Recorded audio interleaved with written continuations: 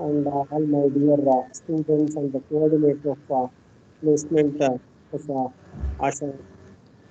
Uh, it's indeed a pleasure me organizing this event. In fact, a few days back, I could able to speak to Mr. Khanna and he has expressed his opinion to talk to our student.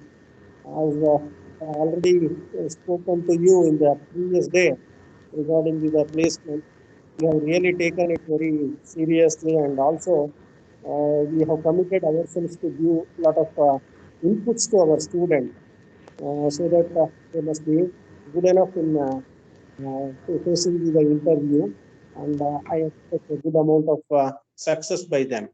So on this context, I requested Mr. Channa to give one introductory discussion on this. Today he will be addressing you, giving some basic idea how can you go ahead with in preparation of placements, and later if needed he will be continued in the further days. But I want the students' feedback after this program. Madam, I think you can take the feedback from the student about this session and the whatever the topics he is going to address in the later stage. Yeah. Okay. So we'll take decision how to move further, and if it is really useful to you and effective for you, definitely we will continue this program, and we want to give the best of us from the department. With this, I appeal all the students to be present lively on this session and be interactive, because these sessions are not just like a person is speaking and you have to hear. Rather, you can be interactive in this program, so that so wherever it needs you to get some clarification, and you want to interact with the speaker, all that you can do without any hesitation. At the outset, I take this opportunity to thank Mr. Channa for having accepted our invitation. I must tell that he is the professor in Pesit University. It's a great personality, and I had been in touch with him since long years. But I think this year we could able to make something out of his skills. I believe that he will be giving a very good presentation to you. With that, I wish you all the very best. Thanks for giving me an opportunity. Thank you. Thank you very much, sir. Thank you, sir. Thank you, sir, for the word. Now I request Sonia of 5th IAC to give the introduction about the today's speaker. Sonia, you there? Okay, please. Good afternoon to everyone. Myself Sonia BS of 5th SEM ISC, here to introduce our today's speaker, Mr. Channa Bankapur. Channa Bankapur is an alumnus of the Department of Computer Science and Engineering of BIT, graduated in the year 2000. After working for 2 years in Mistral Software Solutions on embedded systems, he secured 99.97 percentile in GATE 2003 and pursued Master of Engineering in Computer Science and Engineering at the Department of Computer Science and Automation, the Indian Institute of Science, Bangalore. Later on, he was a software developer in Cisco Systems, Adobe Systems, and Google India. For the last 6 years, he is working as an associate professor at Pesit University. He has cleared technical interviews for the software development role in top tech companies, including Google, Adobe Systems, Cisco Systems, Microsoft, Triology, Yahoo, Intel, SoftGen, Mistral Solutions, and a few others.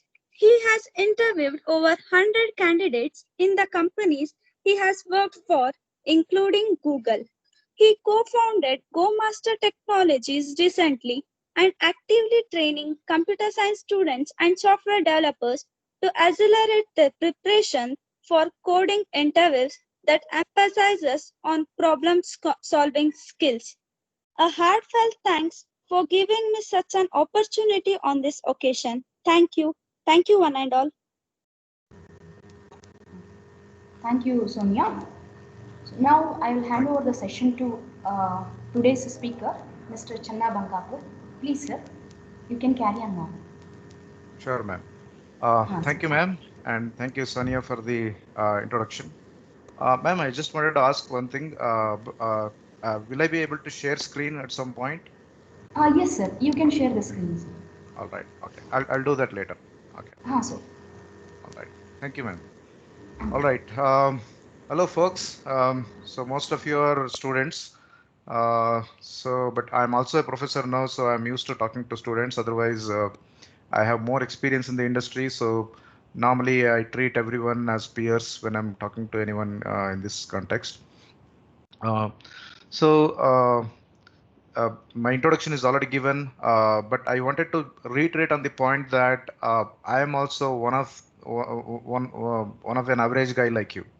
I also graduated from Davangere.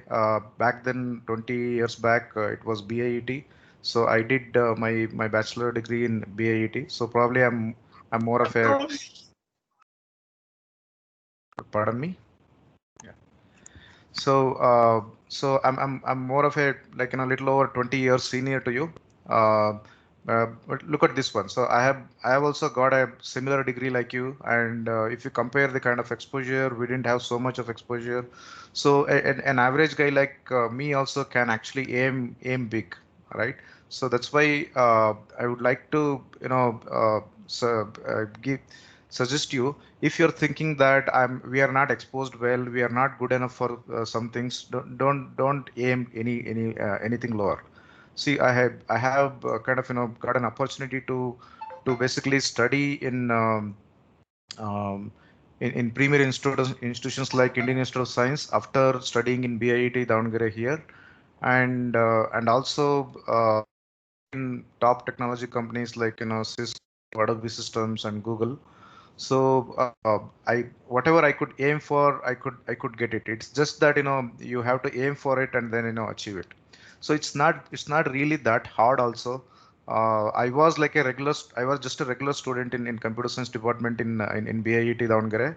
But yeah, I was actually, if you really look, if I have to think back, I was not really aiming that high back in the days, like when I was of your age. But when I graduated from BTech and then started working in a company, it's called Mistral Systems, and it was on embedded systems.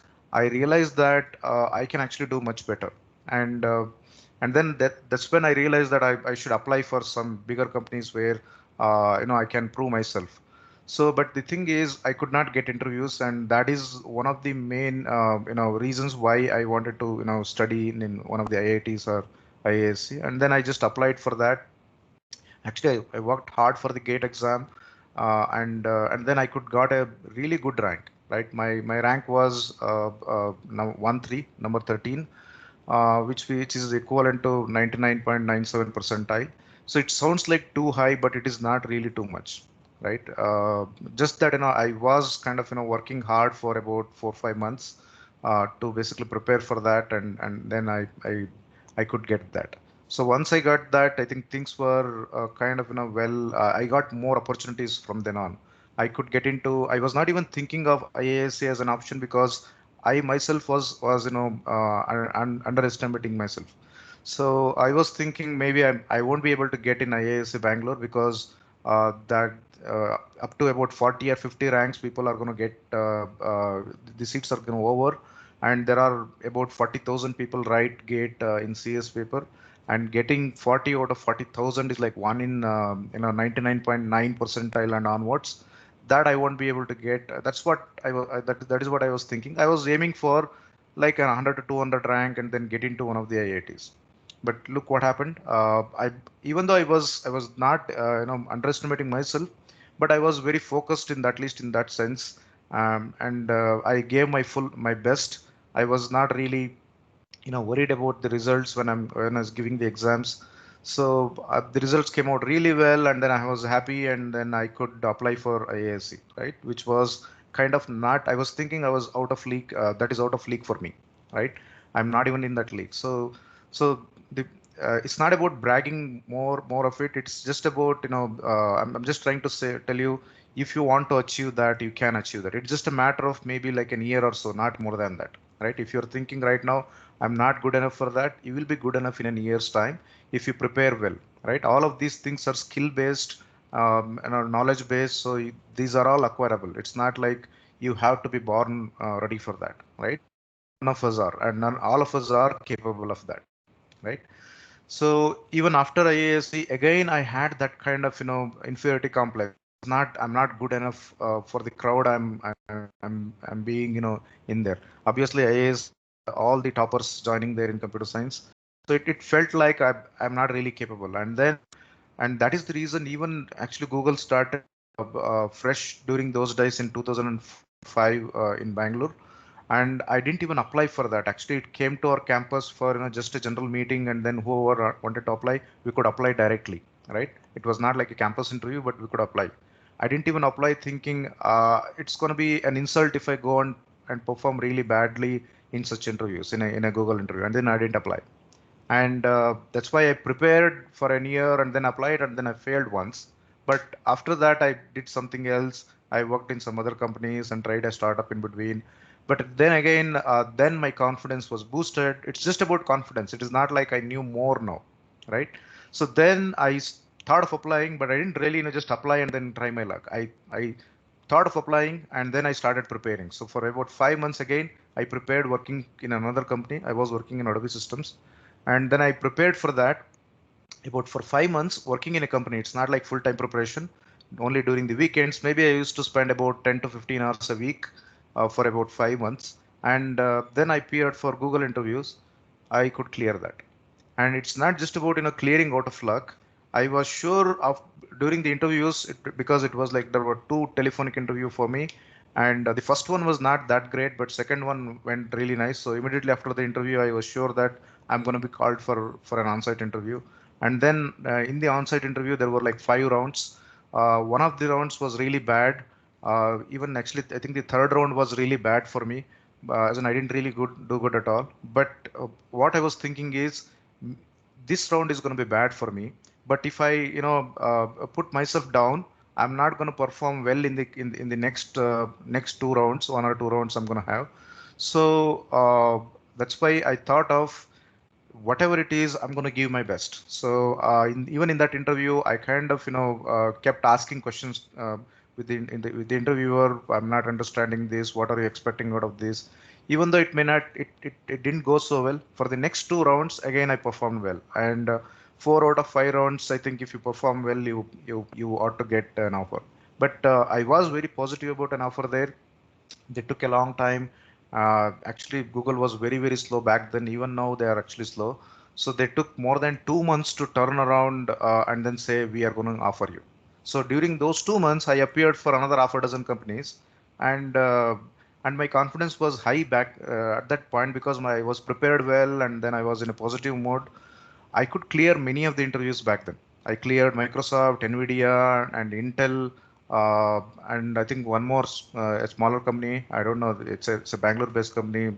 Starts with D. I'm not very sure of the name. So all those things I could clear. But by the time I had multiple offers, then Google came back and said we are going to offer. So that's when I just rejected other offers and then joined, right? See, those were, as in, if you look at it, it looks like, this guy must be lucky at that point of time. I think I was lucky. I'm also feeling that, but it is not just about that. If you prepare well, if you don't, mess up things when they are really important, things are going to come around. Sometime you fail, but it's not going to be all the time. If you're prepared well, there might be a bad day because of bad luck, but you're going to succeed in general. But if you are not prepared well, you will be if you are too lucky, you might succeed, you might pass 1 or 2 times, but that is not going to be consistent. So for a consistent successful success, you should be prepared well. If you prepare well, luck will follow you, right? There might be 1 or 2 instances which prove otherwise, but don't take that as a proof, right? So always prepare yourself to the best of it, and have a positive mindset. That's what I keep telling you. Whenever I was feeling low, I was failing even in a simple interview. Whenever I was feeling really high, as in whenever I was kind of very confident about my performance, So I was performing really well, right? So that's I know some phases I was really low, and then I was failing in interviews, right? So that's why always go with a very positive mindset. But yeah, not just that enough. You should be prepared well also, right? So take your time and then prepare well, consistently prepare for that. It's not going to happen over time. It is not like studying the day before the exam, right? The day before the exam or day before the interview is also important, but not for the same reason, right? So generally in an interview, what happens is in a typical interview I'm talking about, not some particular technology based interview where they're only assessing based on a technology. That's not going to happen for freshers like you. So it will be general interviews. So all they look for is, are you smart enough? It's not like, do you know a lot of things? That is not the assessment that happens in the interview. It is more about, are you smart enough? So for that, they take few topics you already know of, you must be aware of, right?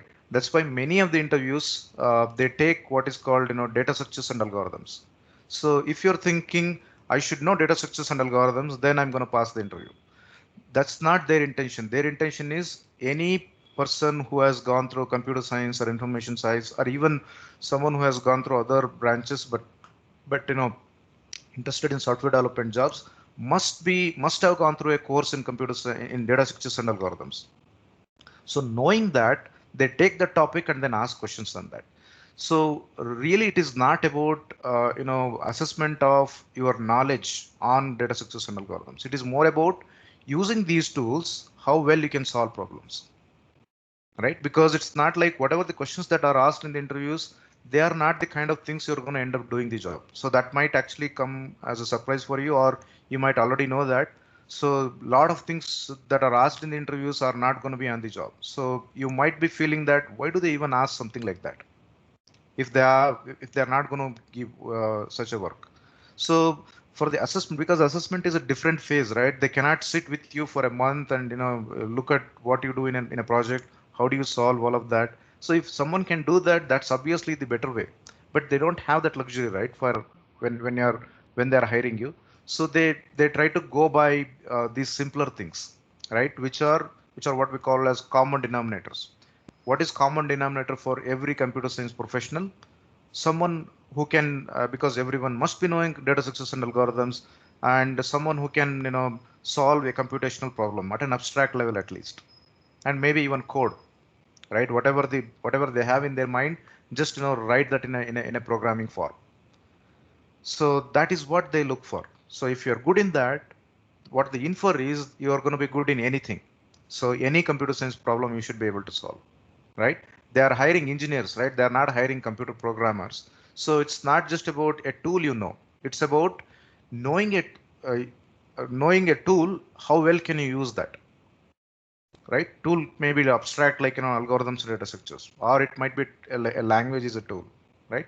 So but the interviews are not going to be in the intricacies of a language. How well do you know the language? That could be an interview in some cases, but in general, what when we say a coding interview or a problem solving interview, or what they say analytical skills, or algorithmic problem solving, all of these kind of look at from the same perspective.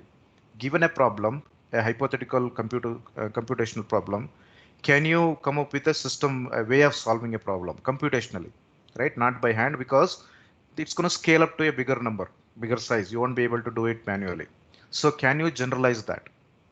If you can generalize whatever you have in mind, then can you write that as a program or as an algorithm, first of all, right? So that will remove all the ambiguities or general things you're saying, or vague things you keep saying when you're solving a problem. So that's when you are ready, and then you should be able to code. And normally the problems in the interviews are not going to be too complicated. Actually, they are generally simpler.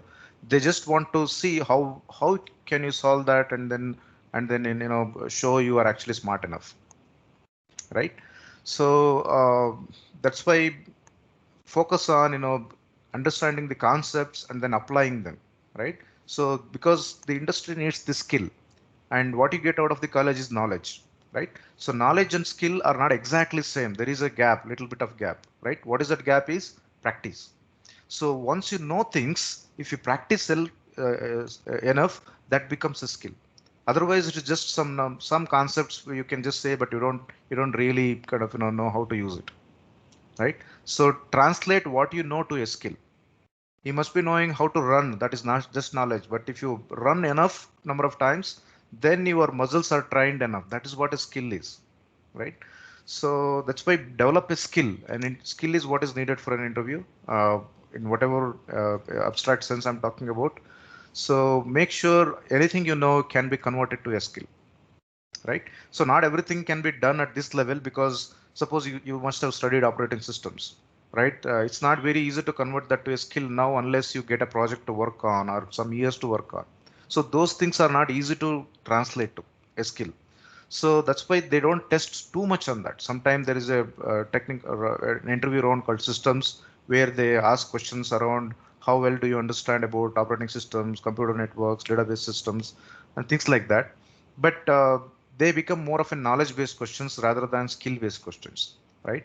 That is why most of the interviewers fall back on this data structures and algorithms, because that is where they can actually effectively assess your skills, right? So skill is something, and a teacher can teach you a concept, but a skill is something you need to learn by practicing. A teacher or a trainer can only guide you towards a skill, not really teach you a skill, right? So that's why any trainer, now I'm a trainer, so that's what I keep saying to anyone actually who comes to me. See, unlike a lecture in a college, uh, this is not something I can teach you directly. Or if you just look at the slides or the video, we have video recording of whatever we discussed. That is not good enough. That only makes sense to you. Once it makes sense, you should practice on that part, and then kind of make it hardwired in your brain. So skill is something which is hardwired in your brain, right? You don't have to think too much to get it out of it, right? So that happens by practice. But again, if you just practice without a proper guidance, or without knowing what to practice on, you are actually doing a lot of hard work to gain a little, right? So the return of investment for unguided hard work is actually much lesser. It is still positive, it is still good, actually it is better than not doing it at all. But if you have a proper guidance, you can actually prepare well, or actually practice well. And these two, if they work well, then actually can do wonders. And as I tell you, it's just a matter of a 6 months to 1 year to even crack any interview, any company you name it, right? Which is obviously relevant to computer science, not something like, I don't want, I'm not going to say that you'll become a design engineer in Tata Motors or something. That's an entirely different thing. But yeah, so in anything where, like, whatever the name company you name, right? It could be, as in maybe in India we have only Google, Microsoft, some of these Adobe, Intel, and these kind of companies. But even if you want to target for Apple, Facebook, or Tesla, any of these things, it is not too hard, right? I didn't get a chance because I never bothered going out of India. But I pretty much cleared any big company in India we have, right? So at least back in the days, as in for the last 10 years, I haven't given any interviews to any company because I'm too old for that now. But last time when I appeared, when I was actually trying for Google, I appeared for about a dozen company, actually half a dozen companies at least. So that was the last time, and I know that actually pretty much it is just a choice I have to make, right? Because I kind of got that trick of how to crack these interviews, right? So I failed in few, but succeeded in many. So the takeaway here is, focus on your training. Whatever thing you practice with full focus.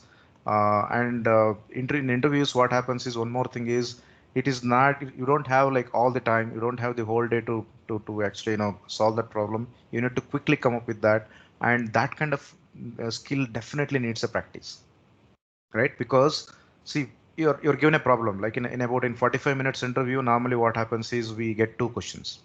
First question is generally like a warm up question or a simpler question, which can go for about 10 to 15 minutes. In another 30-35 minutes is going to be for another little bit harder question. So imagine a harder question. You get that question, and then in 30 minutes you should be done by coming up with an algorithm, and then code, and then show it.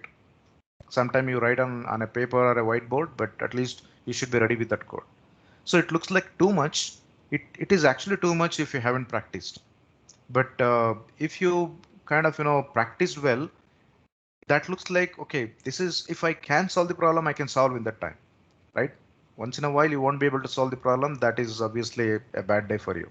But if you're prepared well, you can actually solve that problem. 30 minutes is actually good enough, right? So we go through that on daily basis, right? So that's what I keep saying. Maybe given 2-3 hours you can solve it, but can you do it in half an hour, right? It is doable. All right, so that's what I wanted to start with. So let me present something on a slide deck and show a few things. There's not much, but I'll try to show. Let's see. Okay, is my screen visible? Yes, sir, it is visible. Right, thank you. So students, actually, I want to make it more interactive. So obviously, I had few things to say in the beginning. I just said that, but try to make it interactive if possible. I think if it is allowed, unmute your mic and then ask anything.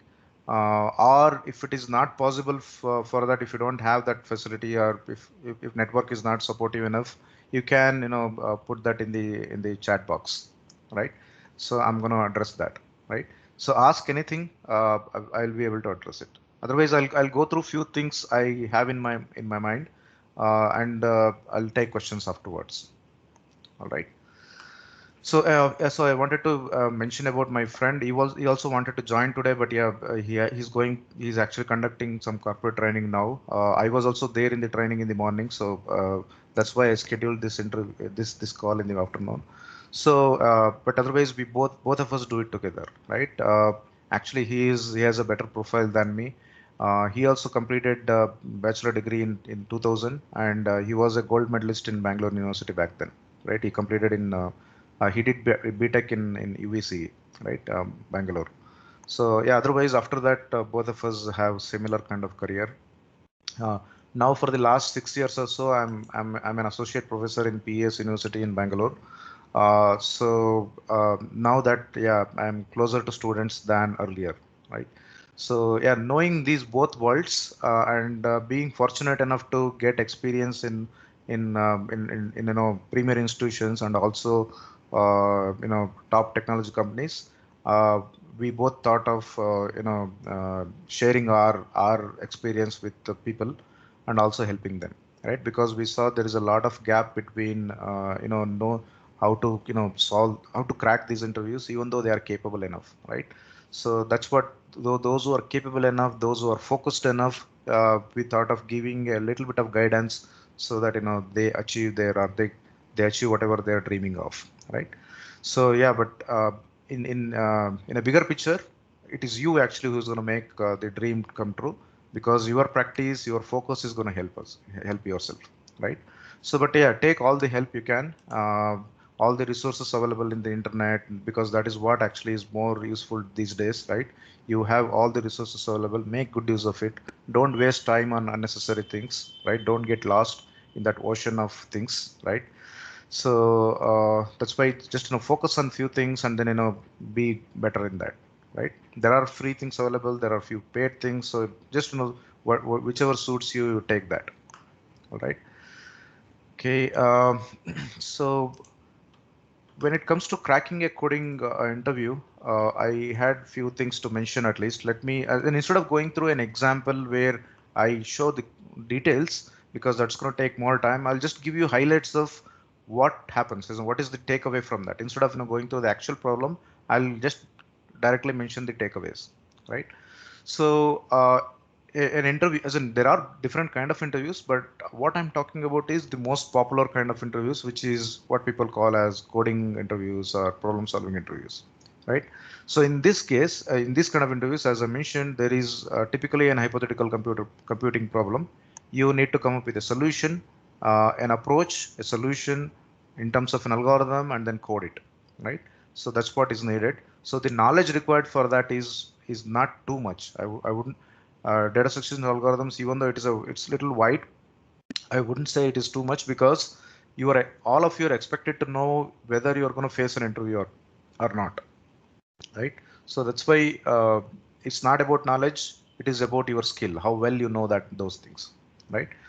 So that is how it is going to be different from college exams in college or classes in college, right? I do that also, but the same topics, like I teach in design and analysis of algorithms and even advanced algorithms in college, but that and the training here are kind of different things, right? They have different objectives essentially, right? Because I cannot be just keep talking about skill in an elementary course of design and analysis of algorithms, right? I should be talking about what is expected there, right? So that's why give importance to both of them. You learned concept there, you're going to convert that to skill at this time, right? So interview preparation is all about not learning new concepts. It is mostly converting the knowledge into skill, right? So whatever you write in on your resume, normally they ask questions on that, and make sure you know better, right? Because why are they asking only the things that are in the resume? Because they don't want to ask things you don't even know, right? It's not that they want you to fail and just ask something you don't even know, right? They are going to ask the things you already know and assess how good are you, right? That's why don't write things you don't even know, right? So otherwise you are going to be you're inviting trouble yourself unnecessarily, right? So yeah, that doesn't mean don't leave your resume empty. You should also have few things. You're not expected to be master of everything, so but you're expected to be very good in one or two things, right? And I should mention them. So when it comes to programming languages, don't just mention every programming language you have seen once, right? If you know that good enough, then only mention it, right? So just having two languages in your list is good enough. You don't have to have half a dozen. As in, don't be impressed by someone's resume which has a lot of languages there. So even until I applied to Google 10 years back, in my resume, all I used to say is, what is your technical skills? C, C++, Unix. That's all. I didn't say any other skills, right?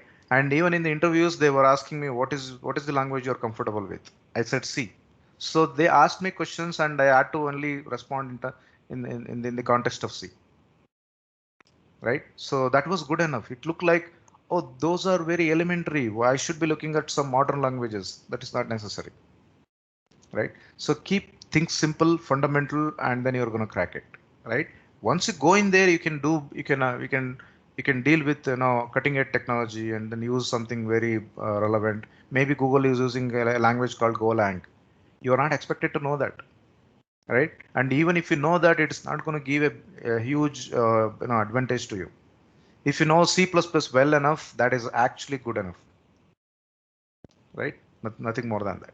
And make sure at any point of time, don't say that I am I'm comfortable in Python and I don't want to code in any other language.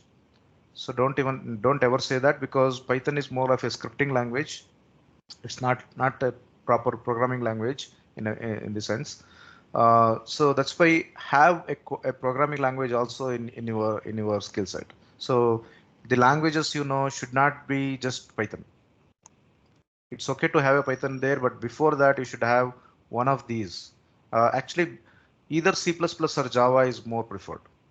But once you know C++, you will also know C. But so that's why having C, C++, Java or Python is actually a good collection of languages. Right? So make sure you know that, because in some cases they might get into the language features, or because once you say C++ or Java, they might ask something, some questions which are related to object-based programming or object-oriented programming. So those are the kind of things you need to be comfortable in, right? And they get into design questions, right, when it goes to object-oriented design and programming, right? Uh, so I'll take I have a video actually made about 1.5 years back.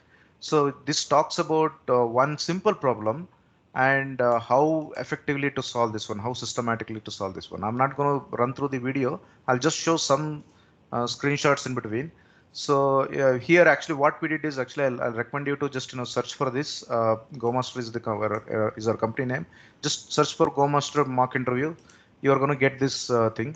This kind of question can be asked in any company, including Google, Apple, Facebook, and all. Right? Why I say that it looks like no, these kind of questions. No, this is too simple. I don't think they're going to ask these kind of things.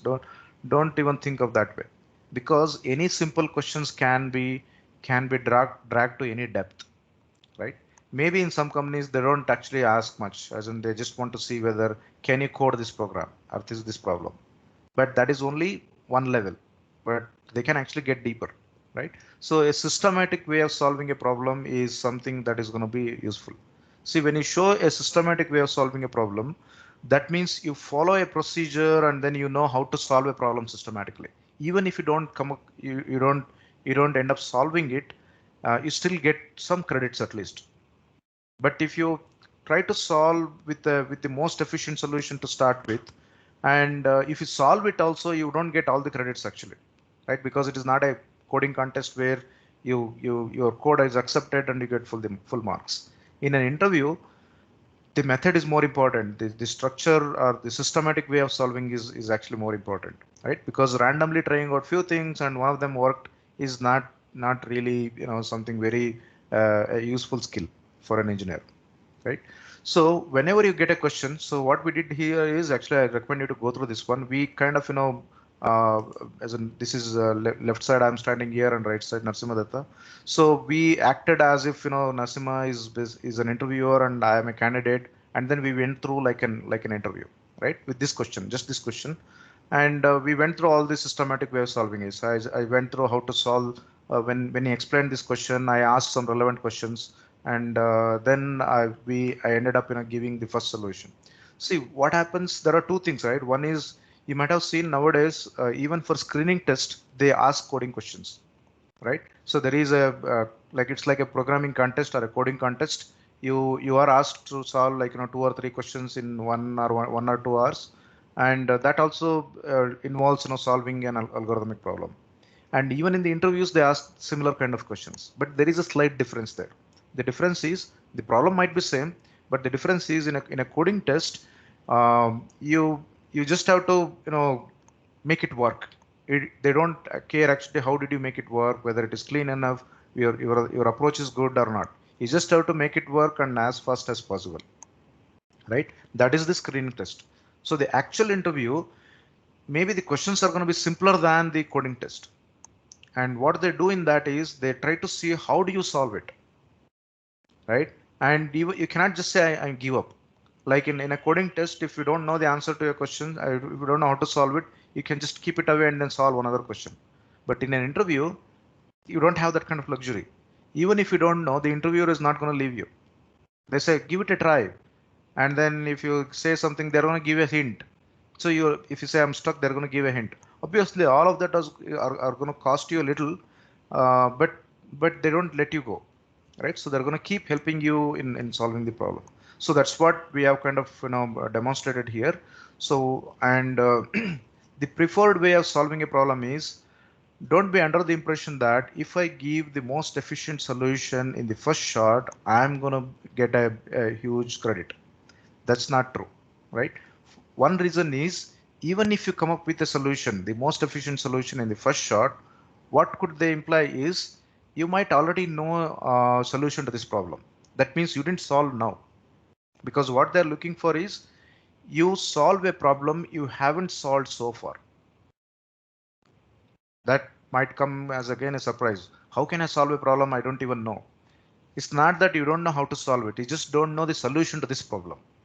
So you know the methods, you know the procedure, so follow them and then solve this one. That is what the skill is required, because in real world you have to keep solving problems you haven't solved earlier, right? So in that case, if you give the most efficient answer, the solution in the first shot, one thing, it might be because you already know the solution. That's what the interviewer might assume, or it was just your lucky day and then you got it, right? So that's why, or it could be a genius, but they are not going to give the chances of you being a genius is not there. They're not going to give a high weightage to that, right? So that's why it is always prefer. And one more reason why you should not do that is, what if you don't get to solve, get the most efficient solution straight away? If you spend about 5 minutes trying it out, the interviewer is already kind of bored, more than the bored.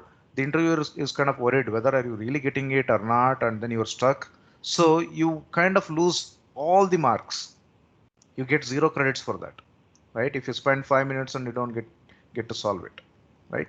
So that's why a systematic approach is actually more preferred. So what we tried to show here is I tried with a brute force approach. So what is a brute force approach is, as in don't try to get the most inefficient solution as much as possible.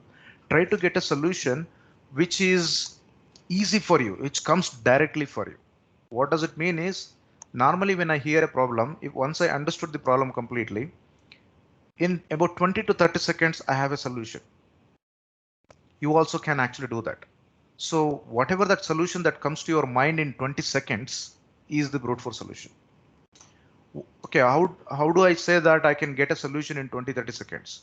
That is because the problem already has that solution. When someone explains a problem in detail in verbose way, that method already has a solution. Maybe that is a very inefficient way of doing it, but it is a way of doing it, right? So that's why always come up with that idea. So what I did in this case is I asked few questions, relevant questions to understand the question. And in that time, I kind of figured out what he's expecting out of this one, how it should look like.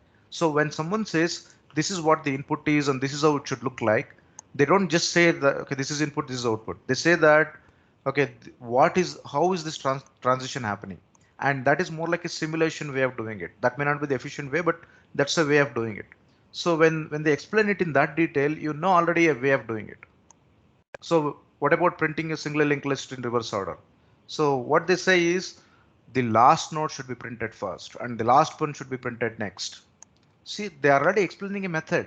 So your brute force method is get the last node and print it first. Right? If you know, figure out there are n nodes in the linked list. So seek to the nth node and then print it. And then seek to the n-1th node and then again print it, right? So that is the method I came up with, which looks like this. Look at this, n is the length of the list. For each of these things, for I equal to n down to 0, I'm going to seek to that ith node and then print it. Looks like very stupid way of doing it, but this is the solution. It is more like this is the solution given by the interviewer itself. I just had to formalize it, right? And such a solution is mostly brute force solution. And once you have a brute force solution, I'll tell you what are the good things. It's not a waste of time. You actually spend very little time for this one. You should actually spend very little time for this, right? Normally in an interview like this, in 30 seconds, I'm done with my brute force. I just quickly get the idea in 20 seconds, and in 10 seconds, I explain that in few words, and generally the interviewer gets it, and we are done with that in half a minute. Right? So once you're done with that, normally they don't expect you to code and something like this one. Here I have coded in Knowledge C, but normally in an interview, they're not going to ask you to code. It is just a confirmation for the interviewer that you understood the problem well. And now you are set to solve or actually find more efficient solution. One, you already have a solution, right? A solution which works, which is correct, right? And that already you get some credits. And it also shows that you understood the problem well, because if you didn't understand the problem well, you are not going to get this one. They're going to correct you there itself. So it is a way of understanding the question, right? Because in an interview, intentionally they are not going to give you the whole of the question. They keep it incomplete so that you ask the questions and then figure it out, right? That's a skill needed, right? So you do that, and very quickly you'll come to this position. So once you have this one, sometime they ask you, okay, what do you think is the time complexity or the efficiency of this method, whatever the brute force method you give. So, and you don't have to work too hard to get something like this. If you come up with the time complexity for this one, time and space, that becomes a benchmark for this problem. That means from here onwards, you should try to improve this one. So now you have some kind of a benchmark. You're not totally out in the wild, right? So you have some direction to go from here. So now start from here and try to improve, right? So looking at this one, you can actually try to see what is the inefficiency in this one and then try to improve. And other than this one, you can actually think of few of the techniques you already know. So in algorithms course, you must have studied about design strategies, right? Brute force is also one of them. But other than that, decrease and conquer, divide and conquer, dynamic programming, greedy, backtracking, branch and bound, right? All of these things, right? There are even minor patterns like pre-sorting and two pointer pattern and sliding window pattern. All of these are actually the solution patterns. So why they are there? They are not just someone was interested in just naming them or named it. They are helpful in solving a problem because they are going to be guiding lights for you, right? So they are there, and then you just have to approach one of them, right? So from here, that is what you should do it. You should span out, try to identify the core inefficiency in this, and try to apply one of those methods, right? It is it's not something automatable. You have to think about this one and then figure out a method, right? So once you do that, you get better methods, right?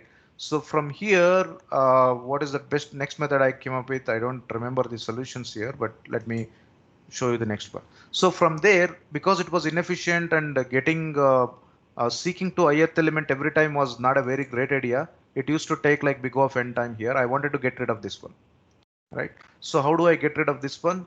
One thing is I can copy this whole list into another one in a reverse way and then basically print it, right? So that's exactly what I have done here in the second method, right? So in this one I copied into a new list and then printed that new list, because printing a list from left to right in a forward direction is easy. So that's what I did. Now, once you have this one, your time complexity improved, but your space actually decreased because you took more space here, right, for extra list. So from here, what do you do, right? So sometime if you're stuck, they're going to give you some kind of clues, right? That clue could be could lead to something like this. Let me show you something here, right? So here, this is one of the important things in solving problems, thinking recursively, right? So when you think recursively, what you can do? See, recursive thinking, if you're not used to it, it looks like a complicated concept, but actually recursive thinking is going to help you solve complicated problems in a very easy way, right? So just because that recursive thinking is going to reduce the whole the heavy lifting and into very lightweight thing, right? So you must be knowing what is mathematical induction already. So believe in that mathematical induction and then apply. Why mathematical induction is helpful? Because it assumes, the hypothesis part already assumes that when you're solving for say f of n, f of n minus 1, f of n minus 2, all the way down to f of 1 is already known to you. You can assume that you already know, you know that. Knowing all of these things, can you prove f of n? That's what induction is all about. The same idea here. I am solving for a problem of size n. There are n nodes in this. Now look at this one. I'm calling it recursively with n minus 1. List dot next is basically a list of n minus 1 nodes, right? So this is going to print all of those in reverse order. You can trust on this one now. All you need to do is, how do I basically use this one and then build a wrapper around it to make it to solve for f of n. So look at this, is just a 3-line code. This is the basis step, this is the hypothesis, and this is essentially the induction, right? It's solved. And if you analyze here, again, analyzing recursive programs is little more harder, but yeah, that's not going to be too difficult if you're used to. So this also takes linear time and linear space. But you didn't improve from the second method, but at least you got a different way of solving it, right? So once you do this one, actually now you can actually think differently from here onwards. So one of the ways is, maybe that's going to be a dead end for there, the recursive way in this kind of problem. But if someone asks you, can you reverse a list and then print it? So if the list is allowed to be changed, that means what we say immutable list. So when we say immutable, that means you cannot change the parameter, right? So they're all const parameters. But if it is mutable, that means you can change it. So what I did is I reversed the list in linear time. So I didn't take any other space. I only modified the source and then printed the list in linear time and reversed it back so that I know I keep the original state of the list. This is not a thread safe method, because if other thread is accessing this one, it is going to be a problem. Yeah, if it is a single processor system where you don't have to worry about multiple threads of the same process, then right, all you are doing is, so some methods are not thread safe. You should be aware of that, right? So that if you're aware here, that should be okay. So look at this one. This is doing it in big of n time then constant space. Looks like this is good. This is the best we can do. And if you tell them this is the best that can be done, how do you know this is the best? How can be so sure? How can you be so sure it cannot be improved from here? So that's where you should mention. That's where you should mention this. This is the lower bound for this problem. What is lower bound is? This is the minimum effort needed to solve this problem. How do you know that? Because you need to print n nodes. Printing n nodes is going to take big of n time, no matter what, right? That's why big of n time is the best you can get, and there is nothing better than big of n. That's why this is the best kind of asymptotic time complexity you can get.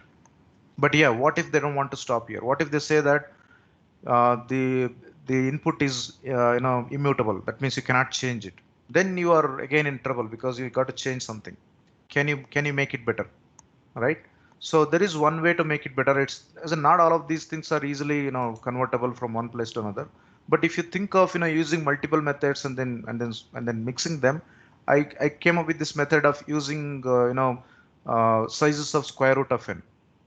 That means there are n nodes in the whole list. I basically split into square root of n number of blocks. Each block has square root of n because square root of n times square root of n is going to be n, right? So that's why I have so many of them, and each square root of n I can basically use one of the earlier methods and print it in big O of square root of n time and bigger of square root of n space. And all of these blocks can be basically solved in recursive order. And that recursion also takes big O of square root of n space. So that's why this whole method actually now gets you solve in big O of square root of n space and big O of n time. So now you actually reduce the space complexity to square root of n. Time obviously cannot be reduced from n. That is big O of n. So these are the kind of tricks you should be comfortable. And what if they give a clue now that can you apply divide and conquer to this? So divide and conquer is a very easy technique, at least at high level. If you can apply that, all you need to do is, if I split this problem into multiple instances and solve each of them, can I use those solutions and club it and then integrate it? That's essentially what I have done here in this case, right? Right? I used divide and conquer. What I did is I basically somehow split the list into two parts, right? That's not going to happen easily. That's going to take linear time, and print the second list first, second half first, and then the first half. Looks like it is a lot of hard work. Every time you take linear time to get to the mid itself because it's a linked list, right? There is no random access. It looks like it's expensive, but it is not too expensive. Look at this. What is the time complexity of this? T of n is T of n by 2 plus T of n by 2 plus big O of n, right? That recurrence is more like your merge sort recurrence. So it is going to take big O of n log n time, right? So big O of n log n time and then space wise, let me see whether that is listed out here. Yeah, I'm sorry, there is already something over on top of this one. So this takes big O of n log n time and big O of log n space. Why big O of log n space? For the stack, and big O of n log n time, right? N log n is not very much different from n, right? If you know log n is a very slowly growing function. It is practically constant. So that's why this big O of n log n time and big O of log n space is practically big O of n time and big O of 1 space. And the list is immutable. So this is better. This is kind of, obviously something preferable. It doesn't look like for a problem like this, divide and conquer is going to give you the best solution if the list is immutable. That means the parameter cannot be modified, right? But yeah, we could do this. See, that's why if you just think about these multiple ways of solving, this is a very simple problem. It looks like a very silly problem for an interview, but this could be a problem, and it could be a problem asked in any kind of companies, right? So if you're thinking these top companies are going to ask more complicated questions, they are not. They're just looking for more smarter people, but with the same kind of questions, right? So if suppose some of you know some advanced data structures like suffix trees, right? Some of you might be knowing suffix trees because it was probably not there in your elementary data structures or algorithms course. If you did some advanced course, you might have studied that, or you might have studied about that elsewhere. It's an advanced data structure. Not everyone is expected to know. So I haven't seen a single interviewer who has asked questions on suffix trace, right? Even I have done so many interviews, I never asked it, even though I like suffix trace, that they're one of the such a nice data structure actually to use in some scenarios. I don't want to ask a question on that. The reason is, the even though I like it, it's not going to help me in assessing a candidate. Why? Because if the candidate already knows suffix trace, if I ask a question that can be solved using suffix trace, it is not very hard to realize how to apply there. It's kind of straightforward. But if the candidate doesn't know suffix trace, if I ask a question, all I'm testing is it doesn't know that, right? It is not, I cannot conclude that this candidate is bad, is not good in problem solving, right? That's why there is no point in asking advanced topics. But those who are part of elementary course in data structures and algorithms, you cannot say I don't know that. If they ask a question around, say, some pathfinding algorithm, and they end up discussing about, say, Dijkstra's single source shortest path algorithm, and you say that I'm sorry, I don't know that, that's not a good thing, because even though it's a knowledge question, the reason is, as a computer science student or an information science student who has gone through these DS and algo courses, if you say I don't even know that, that shows a recklessness or irresponsibility, right? And such people are again generally not good for the industry. So isn't the people doesn't want them to be there in their teams, because these are such elementary things, and then you didn't bother to learn them, right? So an interviewer generally looks for someone who can work with them in their team, right? So most of the interviewers are not managers. The people who interview are just like you, maybe senior because you are a fresher, but after a few years, if you apply for laterally to another company, the people who interview are kind of you itself. Just that if you pass the interview and join the company, they're going to be your teammate, right? Your peer, right? And sometime the one who interviews could be younger than you. That's still possible, right? So because in many companies, after 1 year in the company, they already start interviewing. That means like a 22, 23-year-old engineer is going to start interviewing, and obviously candidates could be 25, 30-year-olds, right? It's quite possible. All right, so that's why use these kind of methods, and I had few things to mention here. Suppose but yeah, doesn't mean that you should not understand these techniques well. Some of these techniques you should know well, because I just listed out few screenshots. I don't want it to go through it in detail. Say suppose the solving optimization problems is very common in computer science, and interviewers actually love them a lot. The reason is, many of them lead to very elegant solutions, and they are kind of catchy, right? And there are multiple ways of solving that, right? Unfortunately, not many computer science students know how to solve optimization problems systematically, right? The reason is, yeah, at least in the elementary courses of data structures and algorithms, the focus was introduce them to design of algorithms, right? This was little bit ahead of that, right? Because even I teach this DAA course, I don't want it to go to this level, because this will be too much at that level, right? For the first time when they're solving algorithms, it's too much to take. Maybe if there is another course after algorithms design course, probably I'm going to introduce this. So in what is called advanced algorithm course, normally I take that as an elective in college. So there I discuss at this level. So, but this is extremely important for the interview, because this shows a systematic way of solving, right? Even though without knowing this method also you can solve it, but it's a very hard way of solving it, right? So that's why make sure you know how to solve optimization problems systematically. I kind of try to prepare a few slides for some other sessions, but here I'm just going to show a few screenshots. So this is a coin change problem you must be aware of, where you're going to solve using backtracking method. So this is a backtracking method. This is very important because backtracking method leads to branch and bound, dynamic programming, and even some greedy approaches, right? So make sure you understand this well. And backtracking method needs obviously recursive thinking. So that's why you should get used to recursive thinking if you want to solve algorithms efficiently, right? So this is the coin change problem. If I show you, this kind of coming up with this recurrence in backtracking is extremely important. Once you come up with the recurrence like this one, uh, implementing this one naively is what is called backtracking. Or if you apply memoization where there are overlapping subproblems and you don't want to solve the same thing more, you can use a table. I mentioned the table down here, like it's called informally it is called dynamic programming table or DP table. So if you use that, you can convert the backtracking method into memoization method, and that improves the performance quickly, right? Not everything can be converted, but you can always turn around or make the top-down method to bottom up. And how to convert a top-down method to bottom up is also very important. Again, not many people mention this term, but if you realize the dependency of the subproblems in the top-down, if you do it in the reverse way, which is what is called topological order, that automatically becomes a bottom-up method, right?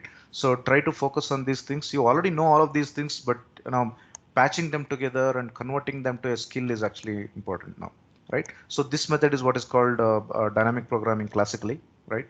So, and then normally they give just an optimal value. So you should know how to get an optimal solution out of it, right?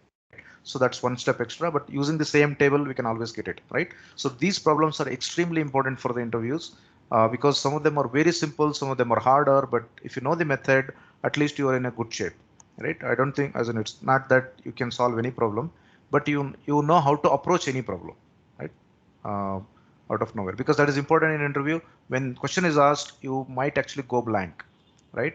But it is always good to have a robust method where you can just start with that, right? So something like pathfinding algorithms in these kind of problems where there are no cycles in. So this is essentially a graph in a way. So coming up with recurrence is not that easy, not that difficult, and it leads to backtracking method, and then you can convert to dynamic programming. So visualizing what is that solution you are trying to find is also important. So you must be knowing about longest common subsequences problem. This is an example I worked with. So if you visualize this way, things are going to be easy. So with this screen, I can explain this whole problem, right? How did I come up with this one? How did I solve all of that whole stuff, right? So this is a knapsack problem. Essentially, all of you know already. So if you again solve this using backtracking, this is how it looks like. There are branch pruning and how to solve them effectively, right? So how do I convert that to dynamic programming is, again, you should know how to think of this as a table and then convert that. So this method is more like a memoization method. This is bottom up method, right? And once you have these, how do I construct the solution back? How can I use some auxiliary table to construct it, right? So recap all of these things. These are extremely important, right? So and don't just remember solution to a problem, get the concept out of it, get the pattern out of it, right?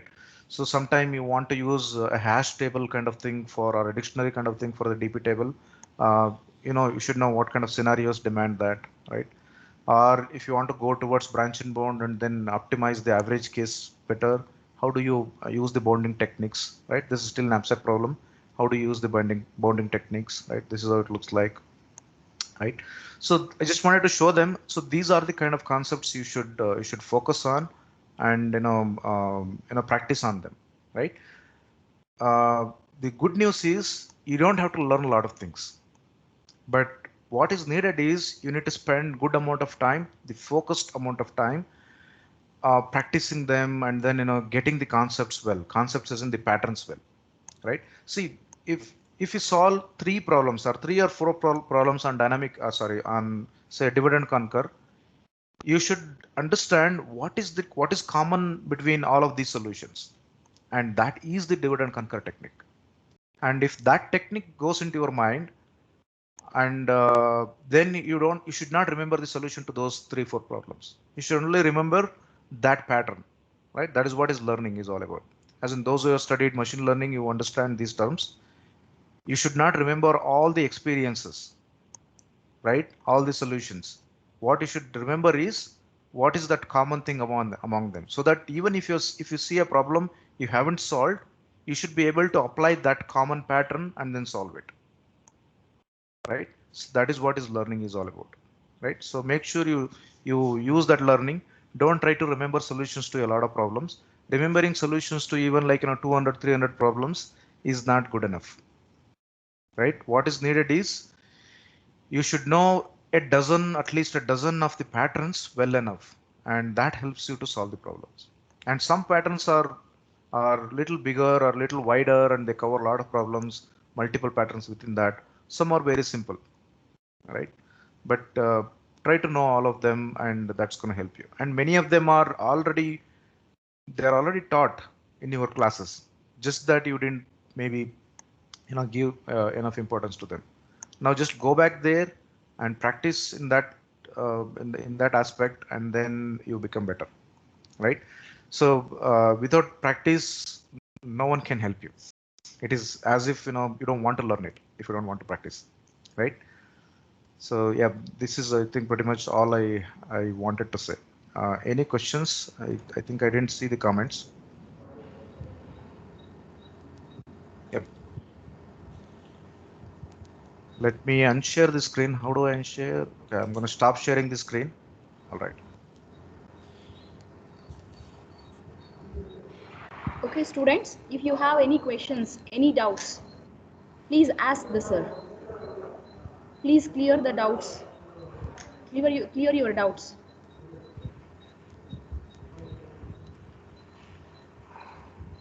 Okay.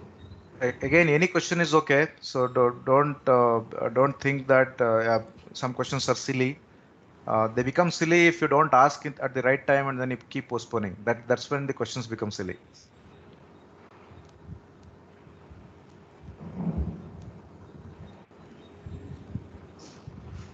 Yes, students?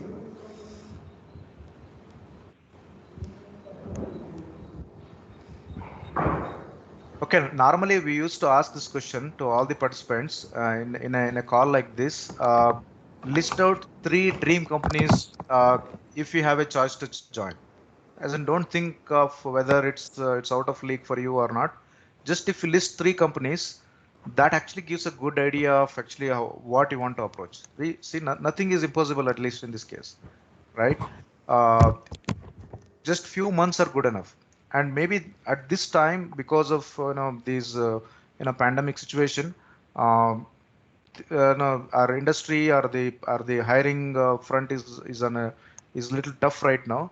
But good news is at least the IT industry is not affected that much, right? Most of the people in the IT industries are working from home. That's why the productivity has come down a little bit probably, but they are actually in a good shape and they are hiring. Few of them are not hiring because they might have been serving some other domains which are affected. Suppose if a software company was doing projects for some aviation industry and aviation industry is hit badly now, and they are also affected because of that. But IT industry as it is not affected, and especially the product companies are not affected much at all. Service companies are affected because they were serving other domain companies and they are affected a little bit. So that's why keep practicing more, and the world has affected a little bit, and some things are going to remain because of this. More like working remotely and how to make it effectively, how to do meetings remotely, how to basically collaborate. All of these things are coming are evolving now in a fast pace. They were evolving anyway, but now they are evolving in a fast pace. You get adjusted to that, right? If you get an interview and online, be happy with that, because you don't have to travel to some other place, and you are at the comfort of your comfortable place. But make sure you give your best shot, right? So don't complain on any difficulties you're going to get. So take them as opportunities, right? If it is tough, it is going to be tough for everyone, right? So then if you do better in that tough situation, you will be better, right? You will be better than others, right? And don't feel the competition. There is always competition. There are 7 billion people, so always there is going to be rush for everything. So but make sure you don't worry about the competition. There is space for everyone, right? Just that you have to work towards it. All right, any questions? I wanted to hear at least one question from the students. Yes, Nisha, Diksha, Aishwarya. If you have any doubts, please talk to sir. No, ma'am. No, ma'am. All right, ma'am. No problem. Sir. Okay, sir.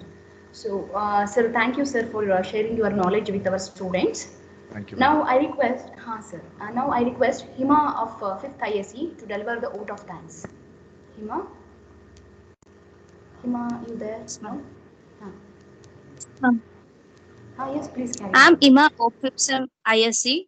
Take this opportunity to deliver the vote of thanks. First, I would like to thank Speaker of Technical Talk, Mr. Channa Bankapur, Placement Trainer, Go Master Technology, Bangalore. Thank you, sir, for sharing.